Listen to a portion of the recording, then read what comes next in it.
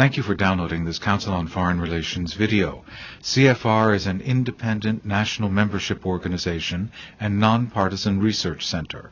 For more information, please visit us online at cfr.org. Mr. Mallaby, I direct the Center for Geoeconomic Studies here at the Council on Foreign Relations. Thanks to all of you for coming and for finding us, even though this is not our usual venue. This is the latest in our series of meetings on global economic trends. I'm delighted we have George Soros to talk to us. Before we get going, I should just remind you that please turn off those cell phones, Blackberries, and things that go bleep.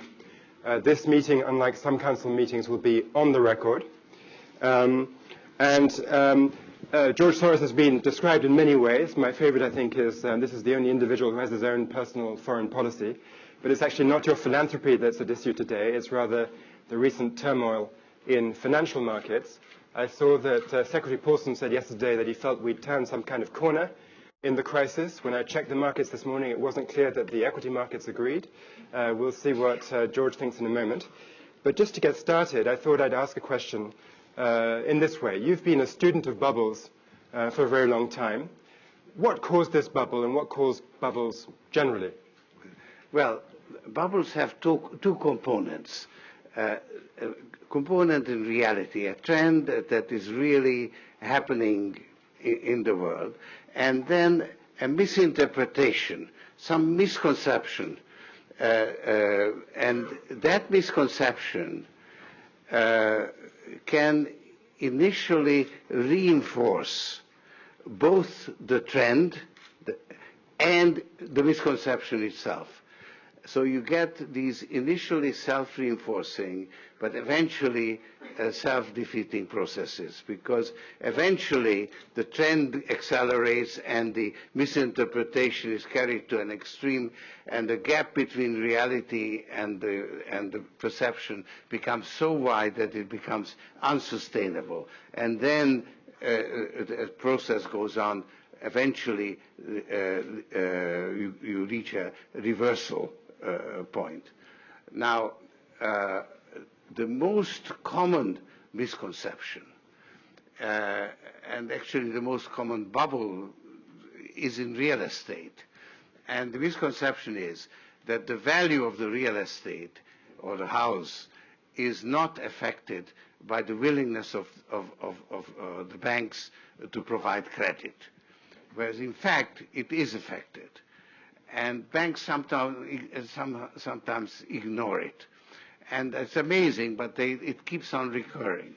So that's the most common, and that's an important element in what is going on, because it's really the bursting of the housing boom that is at the heart of the current financial crisis. So the banks feel they can lend a lot because the real estate is worth a lot, but the real estate is worth a lot because the banks have lent a lot. That's so it's right. a self. And so you had, in this case, you had interest rates too low, too long, that encouraged lending, that led to an acceleration in housing prices, and that led to relaxation of lending standards, reinforcing each other. And it's really been, from 2001 to 2006, and then the reversal. And this point is of the sort of intellectual consensus around how financial markets work. I mean, if I'm right, it seems as though one of the central assumptions in modern financial economics has been that investors are rational. They can objectively try to perceive what assets are worth. And what you're saying is that there's always a misperception, and this objective evaluation of asset prices is impossible. Yes. And in this case, you have this housing boom, which is sort of the trigger for the larger boom, which is, I call it the super boom, which has been going on for at least 25 years, where the real trend is credit expansion. That's what happened in reality. Credit has been growing significantly faster than the GNP, and has been the motor that kept the GNP growing. And the misconception is what I call market fundamentalism. that markets tend towards equilibrium, that deviations from equilibrium are random, and that markets correct their own excesses. And that market fundamentalism became the dominant creed, I think, with President Reagan in 1980. With Margaret Thatcher came to power at the same time. And that actually was the basis of the current phase of globalization. So you've had globalization, liberalization of markets. And then, because markets don't tend towards equilibrium, and they actually go to excesses, you've had a series of crises. But each time the authorities intervened and applied, they bailed out the failing institution and did whatever was necessary to keep the system going. And that reinforced both the credit expansion, because that's how they got the economy going again, is by finding a new way of fostering credit expansion, and the misconception that markets can be left alone because they'll take care of themselves. But of course they don't. It's always the authorities that come in and save the situation. And so if we look back over the last sort of 3 or so decades of financial history, there was, of course, the stability afforded by the gold standard up till 1971. Then there was a kind of interregnum of inflation, stagflation, and booming commodity prices, perhaps a bit familiar to people in the audience now. And then you're saying that in the Reagan era, there began this period of stability around sort of faith in the dollar, faith in the American system, which made people willing to lend in dollars more and more. So in fact, what you're talking about also is the status of the dollar as a reserve currency, and whether that may now be questioned. This phase has been based on the dollar as the reserve currency, and with globalization of financial markets, actually, and the Reagan policy at the time of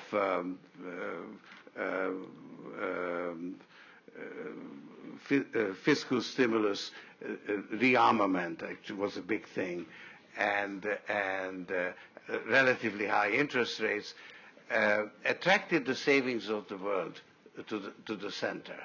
And that's when we started developing a chronic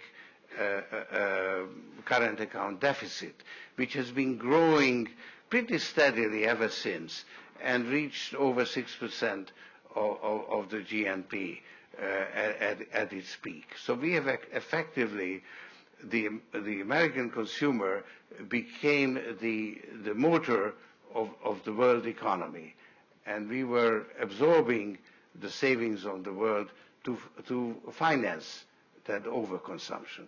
And that could have continued indefinitely, because there were countries that were very happy to produce more than they consumed and to accumulate reserves, to build up their wealth. First there was China, then Japan, the Asian tigers, China, and so on. So you had willing borrower, the United States, willing lenders.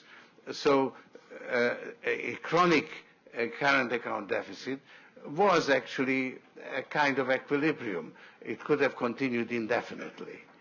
And except that with the housing bubble, it's the household sector that became overextended, because they saw the appreciation of houses as a form of saving. So the savings rate actually fell into negative territory, because the houses provided the wealth accumulation, and actually people started withdrawing equity from their mortgages. And mortgage equity withdrawal at its peak was even higher. It was about $850 billion, I think, or $900 billion in 2006. Was even higher than the current account deficit. And it's the housing bubble that is now also unwinding this current account deficit. So there are two halves, in other words, two sides to this long super bubble. On the one hand, the willingness of foreigners to provide loans to the United States. On the other hand, the appetite of the United States to borrow.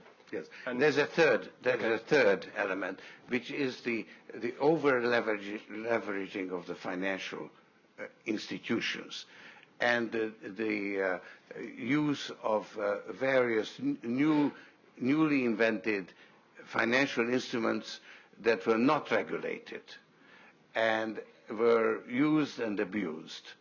And these were connected also with the mortgage market, because mortgages were then packaged, repackaged, sliced up, and again repackaged and sold to investors. Banks, instead of keeping loans on their balance sheets, repackage them and securitize them. So securitization and the various synthetic instruments are the third factor. So these three elements come together to give you this super bubble. And so do you view financial innovation as more of a negative for the economy than a positive? No, I think but it's not an unmitigated benefit, as, let's say, you could say that many technological innovations, although not all technological innovations are unmitigated benefit either. Most of them are ambivalent, right? But we tend to think of it that way. It's not unmitigated because many of these instruments are developed to avoid regulation. So, for instance, if you have loans, then you need to keep, let's say, 10% equity in the loans. But if you just slice up the loan and you take only the risk, you can take risk and have it and have this credit default swaps. There you only need maybe 1.5% margin. So you can leverage up a lot more. And is there a way, do you think, for government more effectively to be able to extract the benefits of financial innovation and preserve those whilst mitigating the risks? Yeah, I think it's basically very healthy to have this innovation, but you mustn't abandon regulation. And that's where market fundamentalism, which believe that you best leave it to the market, you see, that was the excess that led us to the current. It's really the failure of regulation. I want to probe a little bit more about the super bubble, because if you look in the data about the ratio of American debt to GDP, there's no dispute what's happened in the past. In other words, debt to GDP inched up very slowly between 1950 and 1980. There's a nice graph of this in your new book. And then from 1980, it explodes. A typical parabolic curve. Exactly. So we know what's happened. The question is what's going to happen in the future. And you've written in the past that there are times when a trend is challenged. It goes through a hiccup for a while, and then it reasserts itself. And the reconfirmation of the trend, of course, makes people believe in it all the more passionately. Yes. And then the parabola even accelerates. Yes. So is it possible that at this juncture, what we're seeing is a sort of 1 year or so interruption in the trend, and then the super bubble will continue because demand, the willingness to provide capital to the United States will remain there. The sovereign wealth funds, the central banks in the Gulf states and in the East Asian countries that have all the capital, they're going to carry on wanting to put their assets somewhere, and it may well be in dollars. And so to the extent that that is true, borrowers will be found in this economy, whether it's the federal government, whether it's the corporate sector, even if the household sector is tapped out. And then this trend will be reasserted, reconfirmed, and will carry on in this super bubble. Yes. No, you are absolutely right.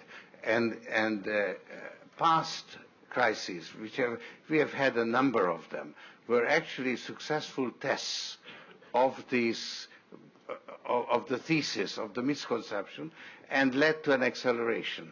And it was, for instance, the successful way of dealing with the internet bubble, the IT bubble, lowering interest rates, that then directly led to the housing bubble.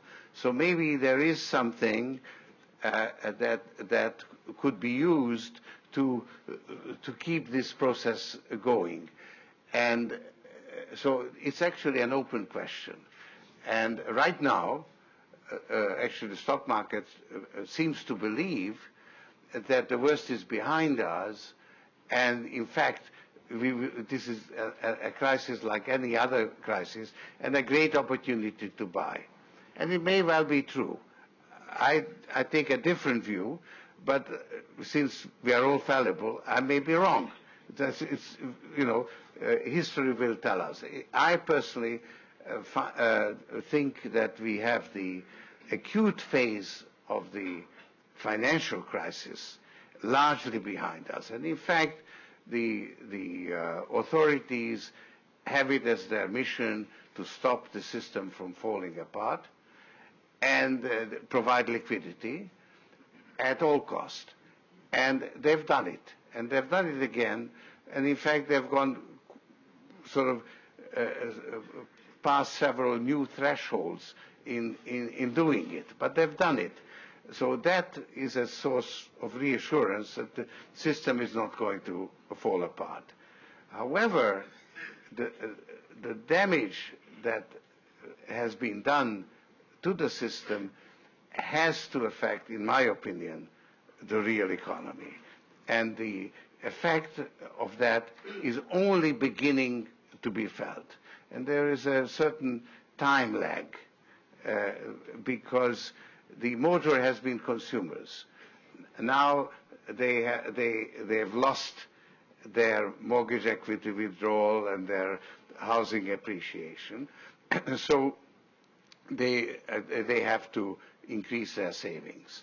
But it takes time for them to adjust their behavior. So actually, currently, credit card debt is still rising. People find other ways of maintaining their living standards or their habits.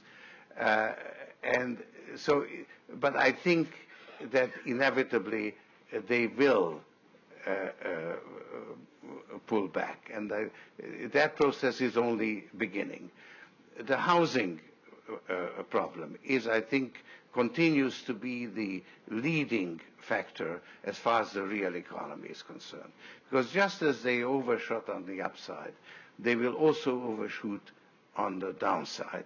And they are currently, the house prices are accelerating on the downside. They were falling at an annual rate of, I think, 21% in December, about 24% in January, 29% in February. That's an accelerating rate. And to expect that by the end of the year you will have passed through that, I think is an unrealistic thing, because you've got certain processes going on with the subprime loans. There are about 5 million of them, and in the next 18 months they are repegged, and they are just 6 months into that process. And about 40%, I think, will default. This is my estimate. Then you've got these option adjustable rate mortgages. The same thing. So I think you will have, unless something more is done, you will have about 4 million defaults in the next 2 years. And it takes about a year before a default leads to foreclosure. And about half the defaults end in foreclosure. So right now you've only got a very few foreclosures, but that is at the very beginning of an uptrend. So I think what needs to be done is to try to keep the foreclosures to a minimum. And I don't think that either the fiscal measures or the monetary measures will stop that process unless something more is being done. It sounds as though you think that President Bush would be making a mistake if he delivers on this threat to veto the housing bailout package that the House Democrats are cooking up. Yes. I think this administration ideologically is not prepared to intervene. And there's also strong public opinion against bailing out the lenders or borrowers who have gone to an excess. So political pressure also. So I think that pressure will have to mount before adequate measures are taken. But it also seems that you're fairly pessimistic about the ability of all this official activity to cushion the economy from the contraction in consumption that you're predicting. I mean, we've had a fiscal stimulus, we've had liquidity pumped into the banking sector, we've had the Bear Stearns bailout, we may or may not get some kind of housing action. We've had a range of measures, as you say, but you don't think that's going to be enough to save us from a recession next year? Yes, and the markets have taken heart. That is the stock market, and we now have a rally. And I think this is a fairly typical bear market rally. I may be wrong, but I think this is it. This is a bear market rally. And, I mean, obviously the nightmare analogy is with Japan in the 1990s. Where the equity market broke in 1990, the property market broke in 91, and then it was most of the decade before anything looked any better. How many years do you expect that it might take to sort this out? That's the other extreme, actually. One is that this is, that we are out of the woods, and by the end of this year, the economy is reaccelerating and profits are rising, and this is the optimistic extreme, and the Japanese is the pessimistic extreme, because you had the real estate bubble. It wasn't housing but real estate, and you had the financial system loaded down with bad debt. But the big difference between Japan and us is that here the losses are being recognized, written off. Actually, some of the write-ups are even may turn out to be excessive because you don't have proper measures. You use these indexes, and the indexes are what the shorts sellers use, so they may be way. This is the ABX index. The ABX index and so on. So we have the write-offs, and the authorities are urging the banks to recapitalize themselves. And in fact, they are doing that. So therefore, this accelerates the process of adjustment. So I don't expect it to last 9 or 10 years. But on the other hand, the amount of, right now, markets are very ready to provide new capital. But a lot of the new capital comes in, but the activities of the banks or the institutions will be shrunk. That's why the capital comes in to turn those companies into profitable enterprises. So the credit squeeze will continue. And also it remains to be seen whether there's enough capital around, because even though the figures are very large, the losses that have to be made up for are even larger. So this is now the question that only the future will tell. There was a moment in the late 1980s, after the Wall Street crash and before the economic troubles emerged in Germany and Japan, where people spoke in quite sweeping terms about the decline of the American economic model, maybe bank-led capitalism was superior, and so forth. I mean, how do your view of the markets now affect your view of sort of geopolitics? I mean, do you think we're in for a period when people question American supremacy that adds to the doubts of American foreign policy that already exist? I mean, how would you cross that bridge into politics? Yes, unfortunately, I happen to agree that there is a serious questioning of American dominance. The system was built on American supremacy, and the financial system even more, perhaps, than the political system. The dollar was the unquestioned reserve currency. That is not the case anymore. And the Washington Consensus imposed certain principles of balancing budgets on other countries, but did not impose that discipline on the center, on the United States. And we did abuse that privilege by running up this chronic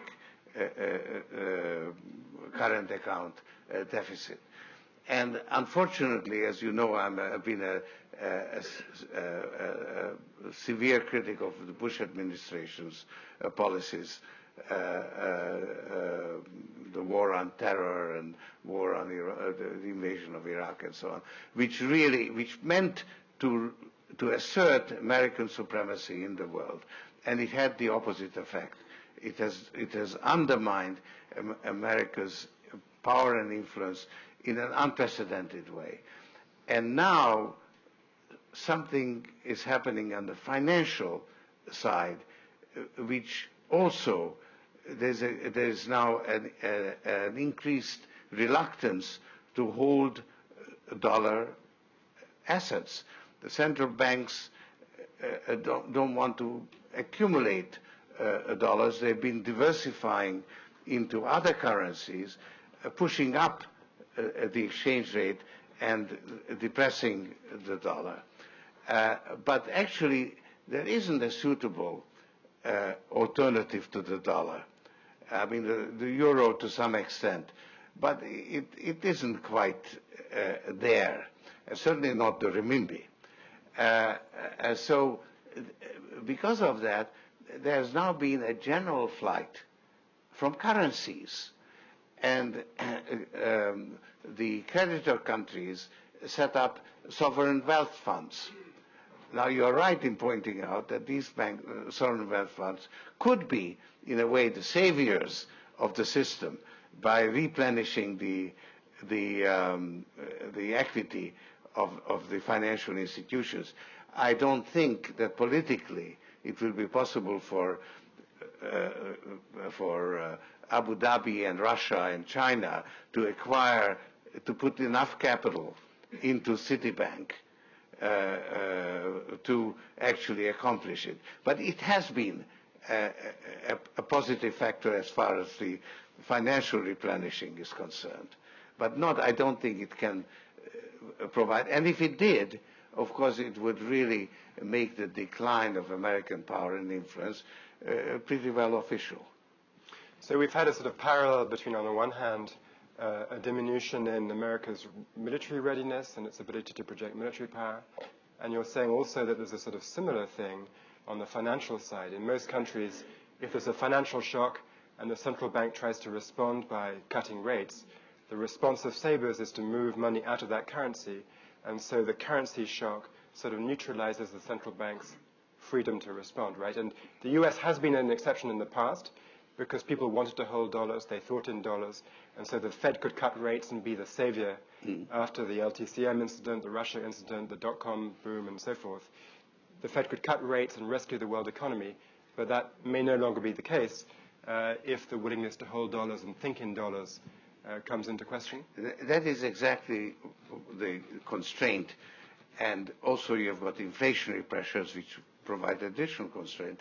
So I don't think we can go back to 1% Fed funds.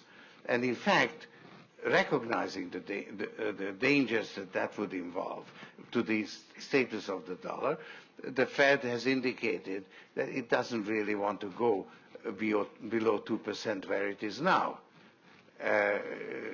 if at all possible. That's been and that is why, actually, currently, there is a certain recovery in the dollar, because people are reassured that maybe they won't be flooded totally with dollars. That the Fed recognizes the limits to its own power. That's right. That is right. So I want to go to the audience in a second, but just let me ask one last thing. In terms of sort of prescriptions for how to make the system safer, people have talked about moving derivatives transactions onto exchanges more, requiring financial institutions, both banks and hedge funds, to hold more capital as a cushion, In this realm of prescriptive ideas, what do you favor? I think the most important lesson that we need to learn is that it's not enough to control the money supply, that we also have to control credit separately from money.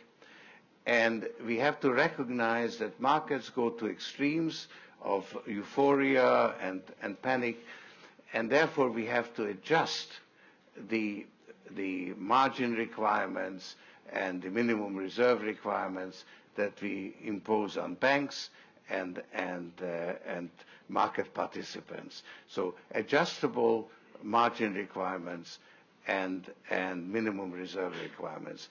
These are tools that have fallen into disuse. They've been deliberately left unused, and I think we need to start using them again. And central banks have to accept that they have a responsibility to prevent asset bubbles from going too far. And they, for instance, by imposing higher minimum reserve requirements on banks when they lend too much. So that's I think the change in the regulatory environment. That's a central change. Then, in addition to that, I think you do have a specific problem with mortgages, and you have to find ways to reduce the foreclosures to a minimum. You can't eliminate them. You can't interfere with the right to foreclose, but you can adjust mortgages and downsize them, write them off. It's more efficient than going through the foreclosure procedure. So that's a technical, specific issue for this particular crisis. But generally speaking, it's controlling credit, not only money. So Greenspan was wrong in saying you should not target asset bubbles. There should be these adjustable margin requirements for traders so that they put up more capital when you want to rein in the amount of investment. And for banks as well, adjustable capital requirements like in Spain. Yes. Okay. Well, let's go to members of the audience. I'd invite you to wait for the microphone, speak directly into it, stand, state your name and affiliation. I have a question in the front. Mr. Clemens. You're going to get two in a second. Steve Clemens, New America Foundation. George, I have read the book, and you were a student of Karl Popper, and that fundamentally your experience with Popper and your thinking about really this question of reflexivity drove you to do the book, not the financial market crisis. But there's a charming part of the book where your son says, Robert, my father is just full of it. He doesn't make investment decisions like this. It matters more on whether he had a backache or a shoulder ache. And you've devised an interesting thing. And it raises the question, at Soros Fund Management, do you put those workers through school on reflexivity?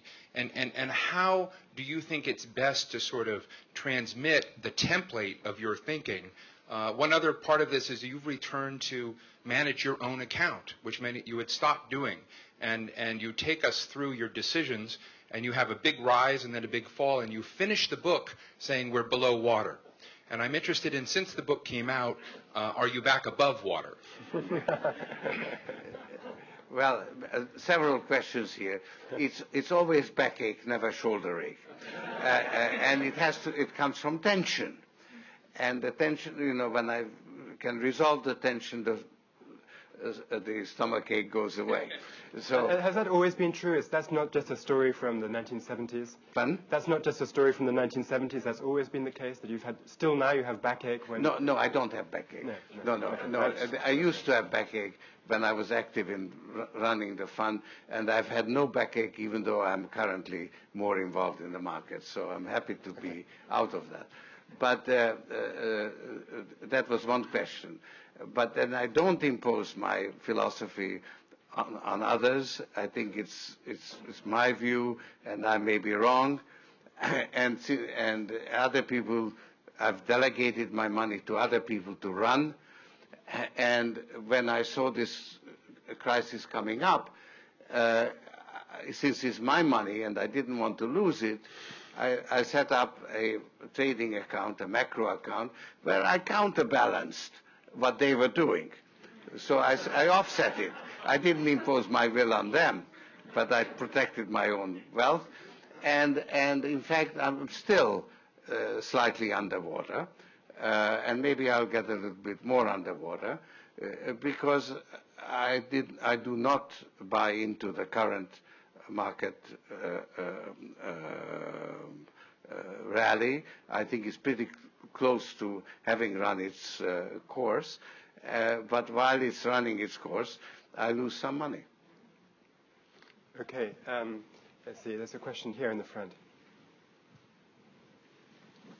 Alan Wendt, Mr. Soros, do you think that the Fed has gotten the balance right in terms of the trade-off between low interest rates and their impact on the domestic economy and the impact on the dollar abroad? Have they not possibly gone overboard, and what are the consequences of a perennial weak dollar? Isn't it a form of mercantilism whereby we sell everything that we produce more cheaply and pay more for everything we import?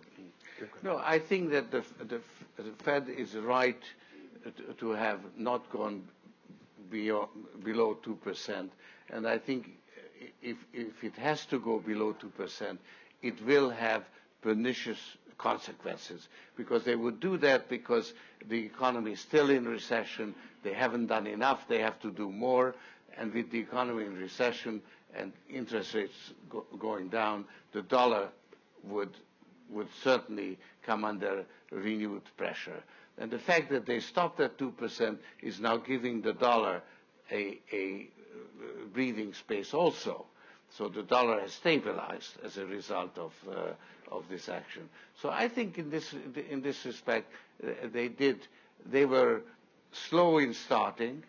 They lagged. They were behind the curve, but then beginning of the year, acting very radically, I think they are now just in the right place. And it's now the Europeans, and particularly the British, who are behind the curve, because the fall in the dollar has had the effect of us exporting our recession to them, because our current account has greatly improved. It has added at least 1% to the GNP in the first quarter. That's what has kept it in the positive territory as far as we know. Final demand is down, below zero, and GNP is 0.6%. But that 1% has come out of the rest of the world. So now Europe is slowing down, and they are sticking with their one-directional fight inflation policy. I think there's a question back there. Thank you, Camille Caesar from Commerce. Thank you, Sebastian. 2 quick questions. The first is, how do you think that the powers of the Fed and also the other agencies charged with financial institution regulation should be changed, if I at have all? difficulty hearing you. Can you repeat the question? How do you think that the powers of regulation of the Fed should be changed? Is that right? How the regulatory powers of the Fed. The regulatory powers. Let me answer you, and then Okay. you answer. I think the Fed has all the powers it needs. It just hasn't used it, because they had the power, for instance, to regulate the mortgage market, and they didn't. And my second question is about the long-term real rise in commodities prices, assuming that what we have is a permanent shift there. How do you think this change is going to lead to any restructuring in our economy? Are we, for example, going to become more of a resource-saving type of economy, as you find elsewhere? Okay, so does the run-up in commodity prices augur structural changes in the economy? Or do you think it's a bubble, or? That's a very, very difficult question with the commodities, because there is a commodities bubble. There's a flight from currencies into commodities, and there is a definite bubble element. But then you have different causes as well. in the case of oil, I think that to some extent one can speak of what you might call a backward sloping supply curve in oil. The higher the price goes, the less incentive the oil-producing countries have to take the oil out from under the ground and convert it into dollar reserves above ground. So that's part of it too. And then there's also, of course, the global warming and the difficulty of increasing cost of finding new oil. So all those things, plus the increased demand from emerging markets, which are very heavily energy intensive. So all those things come together to create this quite amazing rise in oil prices. And I think that rise is now also in this parabolic phase where it's difficult to explain it by anything reality-based. There is something else going on. So that's the bubble aspect. And then in food, global warming has affected food prices in two ways. One is because of biofuels, and the other one is because of the failure of the rice crop in Australia. Now you have this cyclone in Burma that again is destroying the rice growing areas. So disruptions in the production cycle. So, and again, the improvement in living standards in the emerging markets. So all these things come together, creating these commodity bubbles, which set up inflationary pressures. Now, this makes the job of the regulators very difficult because you're faced with recession and inflation, and that requires opposite policies. And that, again, is why this time I think the authorities will not be able to get us out of this the way they did on previous occasions. It's one of the things that makes me more pessimistic than the markets. Right here. Ted Smith from the Heinz Company. Thank you, George, for coming here as one of the leaders of the reality-based community. I welcome you to Washington, the capital of the fiction-based community. It's probably no coincidence that you're here because it's clear that, having read your book, that the leaders of the financial community have no incentive to stop the boom-bust cycle because the plutocracy gets rich on the boom and the American middle class picks up the tab for the bust. Given that, my question to you is, what can Main Street do to tame Wall Street, particularly to enforce the Fed and other things to prevent the further weakening of the American middle class? Well, I think people can vote and express their views in voting, and I won't express my views because I tried to be less party political than I have been in past occasions. So that I think is the main way that in a democracy people express their views. Back here with gentleman with the glasses, right in front of you. You mentioned Bill Pseudo. Can you identify yourself? Yeah. I'm sorry? Thank you for identifying yourself. Okay. You mentioned earlier on the $900 billion home equity, the withdrawal, and I've seen numbers, may not be quite that large, but very large for the few years preceding that, which I assume has contributed a lot to the growth of our economy. My question to you is, can we really expect a recovery here before that amount of money has been replaced in our economy? And if not, what is the source of this equity? Do we wait for the mortgage market to reprice and the home market to appreciate? Are we looking at tax cuts? Are we looking at a technology bubble? What is going to drive the recovery? I happen to share your view that the American consumer, that has been the main motor, not just of the U.S. economy, but of the world economy, is now incapacitated to play that role. So consumption as a percentage of GNP, and maybe in absolute terms, has to decline, and is already declining. So then the question is, what will take its place? And I personally believe that we have a tremendous challenge ahead of us with global warming. We have to develop non-polluting fuel sources. We have to take carbon out of coal and fossil fuels generally.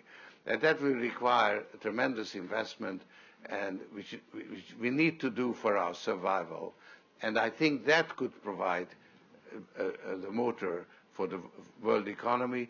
It requires the United States to change its policies towards global warming, getting together with the Chinese and the Indians, who have become now very large polluters. And I think that's where we need to go. I think there's a question in the back, right in front of the TV cameras. Aho Zürt from CNN Turk and Millet. Thank you very much, sir. I have two quick questions. Do you believe that the emerging markets have felt the recent crisis? Will they ever feel it? And the second one is, if it was up to you to make a decision about fighting inflation versus growth, which one would you choose at this current situation to break the paradigm? The first one was about emerging markets, and I think that they are not immune. And one of the reasons why I'm underwater this year is because I overstayed my welcome in those markets.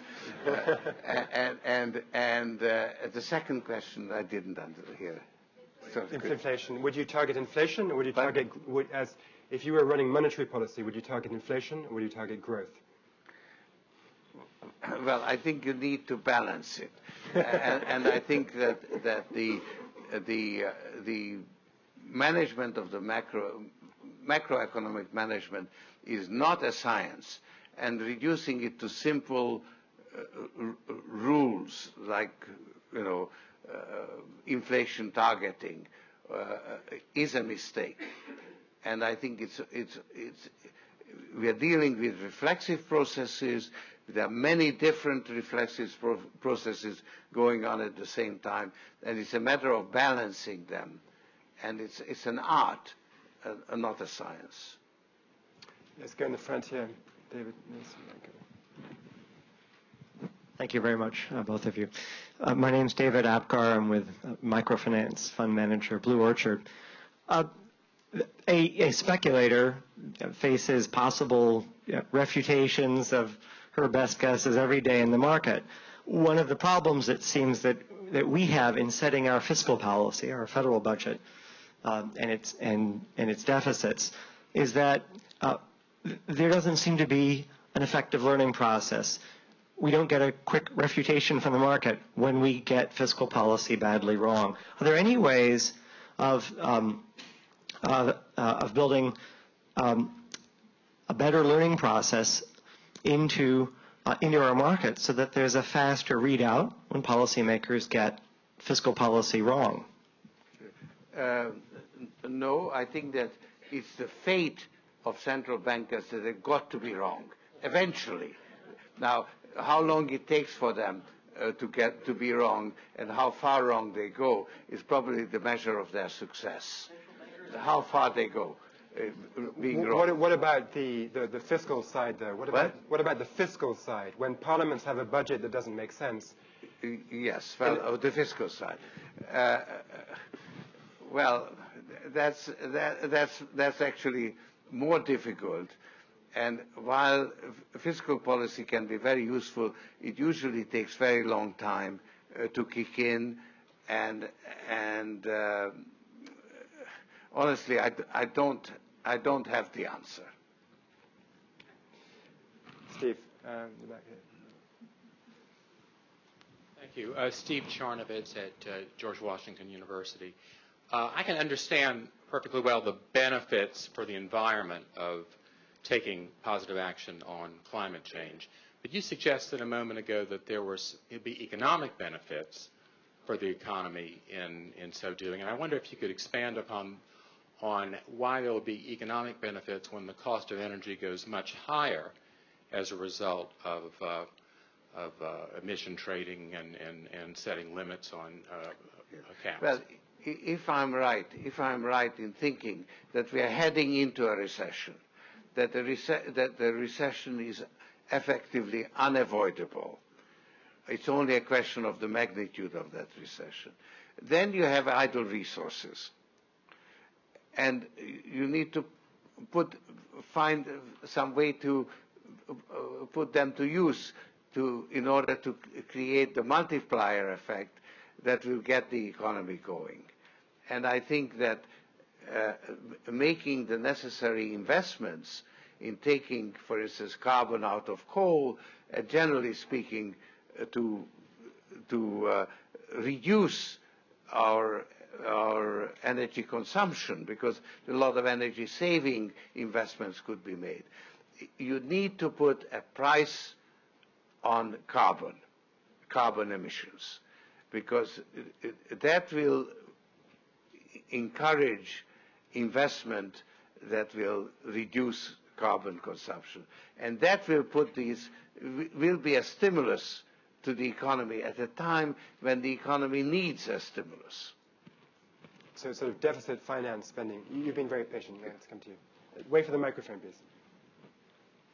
Thank you. I'm Henry Owen. One thing you haven't mentioned is that even as our power as a nation declines, our protectionism, our anti-foreignism increases, not only in trade, but in financial matters, immigration, a wide range of issues.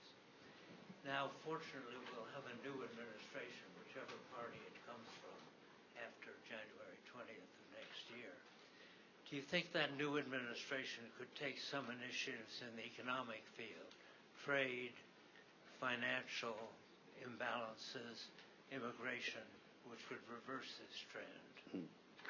Well, you're right to point out that protectionism is a great danger.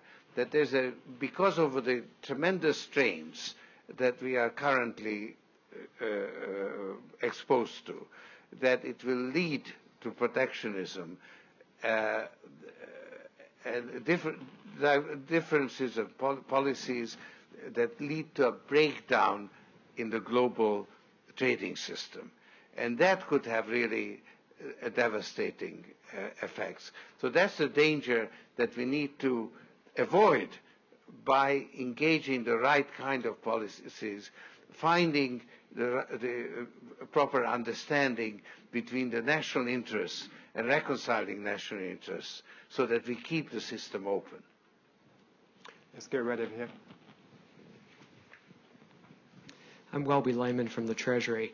I heard you say that we've had in the last number of years excessive leverage and perhaps excessive credit and insufficient regulation. And my question is whether, given Hernando de Soto and others suggesting that in some parts of the world there's one of the major causes of poverty is excessive regulation, insufficient credit and leverage, are you saying that we should permanently have a policy bias towards more regulation than what we have had and less credit expansion? Or is it simply that we've gone too far and now is the moment for American democracy to switch back, as at some point in the future we may need again to switch back towards this direction? But there's no question that the regulators failed to exercise their powers and to regulate. So there's been a regulatory failure.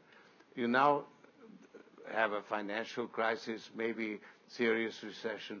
There's a great danger now that you go to the other extreme of re-regulating too far.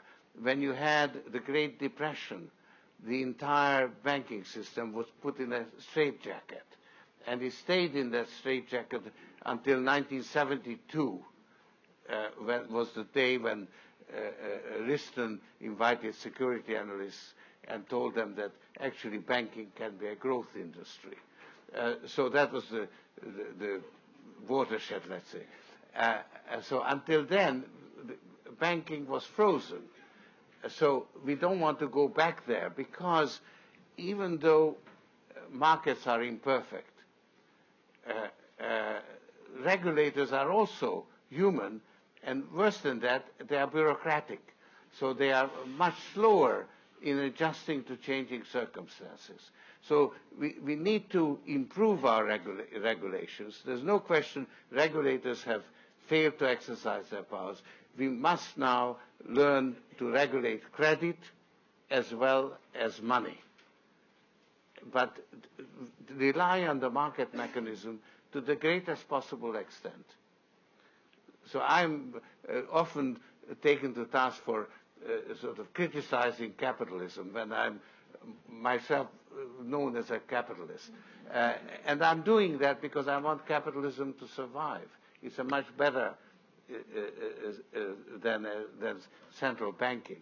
It was the failure of communism, socialism, that led to the excess of market fundamentalism. Now we must abandon that. We have to realize that markets are not perfect, but we mustn't fall back into the other mistake. But George, I think behind Welby's question is the following. We can agree that the U.S. economy in 1972 had not enough leverage, or that Hernando de Soto's Peru has not enough leverage. But do we really know how much the right level is? And if we don't really know, and I think you would say that human perceptions are always fallible and we can't be sure, shouldn't we decentralize that choice to individual borrowers rather than having regulators step in and set some necessarily arbitrary amount of borrowing that is deemed to be the right balance between, on the one hand, cheap capital, and on the other hand, too much risk? No, you see, it's a very reasonable argument, but if you leave it to the individual market participants, bankers and so on, they will go to excess. And then you have got to save the system, and you have to bail them out. And that creates what is now recognized as the moral hazard, right? Now, so if you are subject to being bailed out, you are receiving protection from the authorities, whether you recognize it or not. And therefore, you have to be also subject to some regulation, because it's really the job of the regulators not to have to bail out the system. So credit creation inherently involves this potential boom-bust bubble aspect. And you have to control the bubble on the growing side, so you don't have to take all the pain that comes with the bursting of the bubble. So that's the reason I would give why you have to control leverage. And of course, the control will never be perfect, but we definitely, if you leave it to the markets, they will over-leverage, and they did. Should they control the leverage of your fund? Indirectly, yes, by adjusting the reserve requirements that banks have to keep, depending on the leverage employed by the borrower.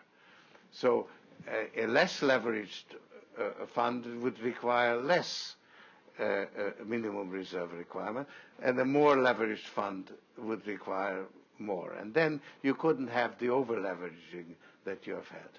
I want to take another question from the floor. I want to remind you, though, before we close, that this has been on the record, this session. So let's take a last question right there.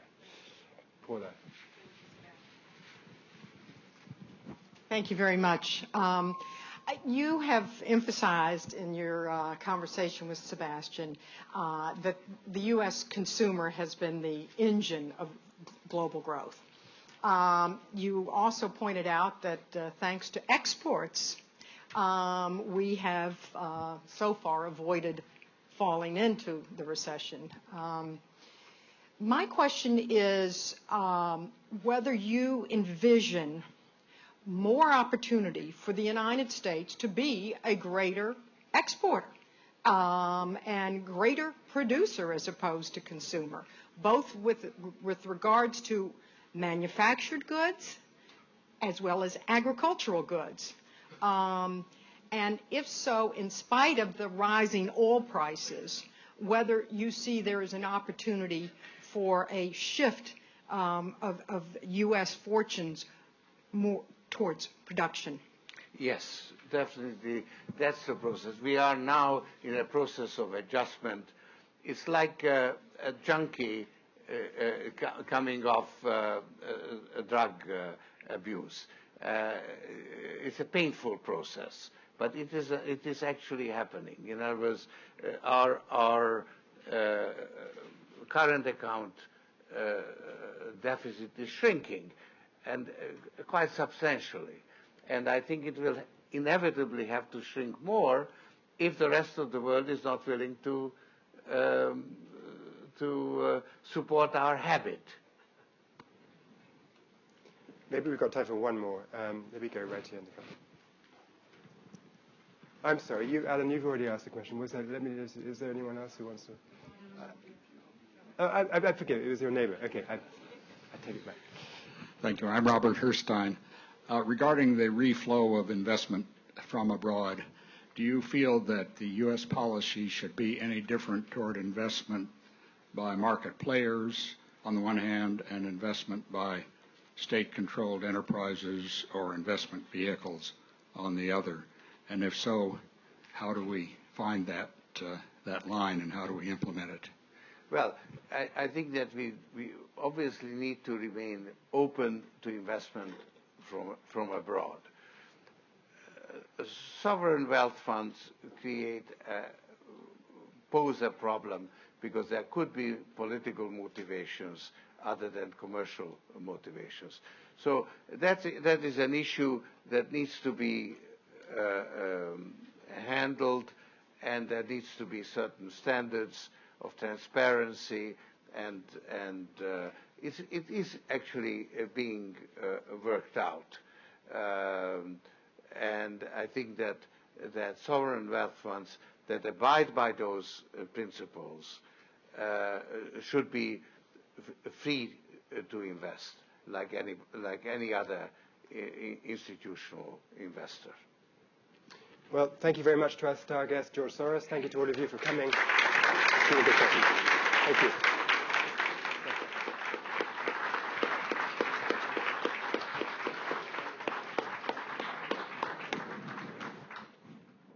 Thank you for watching this Council on Foreign Relations video.